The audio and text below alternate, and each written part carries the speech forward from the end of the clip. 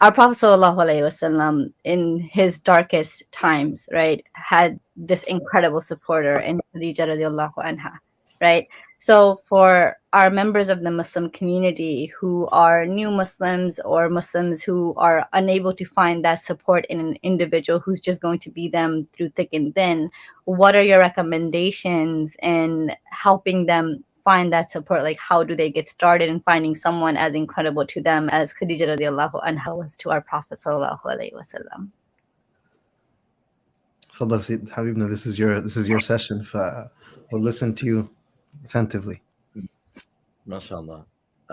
So, MashaAllah, first and foremost, I think just realistically speaking, there's no one like Sayyidah Khadijah, Yeah. radiallahu anha, right? So I think even for someone who is a new Muslim, to have maybe several people, whoever it is that they saw the beauty of Islam and the light of Islam through, they benefit from those people. They have a community. And I think it's important for us, even with the Prophet sallallahu alaihi wasallam and the unique and distinct rank that Sayyidah Khadijah had, radiallahu anha, that there were many of the Sahaba who supported him in a variety of ways. That Sayyidina Abu Bakr as-Siddiq radiallahu anhu supported him in a particular way. Sayyidina Ali ibn Abi Talib supported him in a unique way, and so forth. So really just to have multiple people in our lives who we seek inspiration from and benefit from in a number of ways, and ultimately recognizing that we should seek that support from Allah subhanahu wa ta'ala and ask Him to give us the steadfastness, to keep us inspired, and really surround ourselves with good people, and to actively seek out good and uplifting environments, which even the nafs eventually will try to get in the way of, and the shaitan will try to get in the way of, and recognize that it is a marathon, and that in many cases it is an uphill battle. But even as Sheikh Yasir said, that Sayyidah Khadijah, in her commitment to the Prophet ﷺ, she went through all different types of difficulties, and she was able to bear them patiently. But it wasn't easy. It wasn't easy. So those are just some things that come to mind. Jazakumullahu khairan for sharing. Sheikh Yasir, anything to add? I have a question from the audience as well. Bismillah. I think just to just embellish on those beautiful points, the question about searching for those that can support us and we can support them is a practical question. It's a practical question about how to. And there's no one who gives us better guidance in the practicality of how to than Al-Habib sallallahu alayhi wasallam. And by the grace of Allah, Al-Habib sallallahu alayhi wasallam gave us, and as Ustadh Amjad noted, that there is a network of support that's required. And so each being in your orbit will play a critical role in that supporting aspect.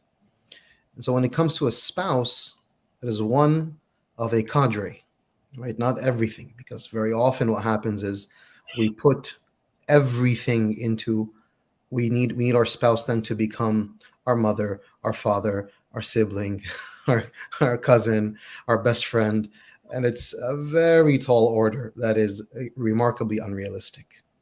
Right? The spouse will only play a part of a greater story. So when you choose the spouse, you choose by the prophetic prescription. The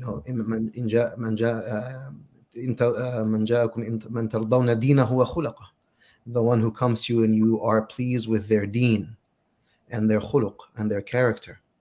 And when it comes to women, the Prophet ﷺ says, فَظْفَرْ بِذَاتِ الدِّينِ, to move forth and choose the one of deen, the one of good character, the one of good comportment. And that's the prophetic prescription that, if you notice, is not heavily weighing in on emotions.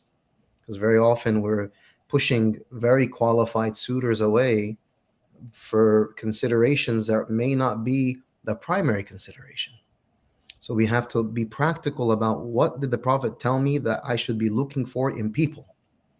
Because if we like the choice of Al-Habib sallallahu alayhi wasallam and Lady Sayyidah Khadijah, then we have to follow how He guides us. And then similarly, we have to look to the people in our orbit, our parents, our siblings, our aunts, our uncles, our cousins. And if we want people to support us, then guess what? We have to support them.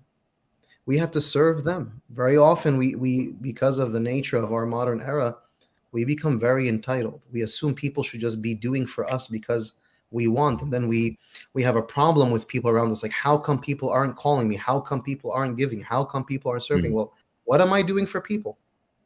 Mm. Why do I assume I'm just owed khidmah? No, جُبِلَ الْإِنسَانُ عَلَى حُبِّ مَنْ أَحْسَنَ إِلَيْهِ.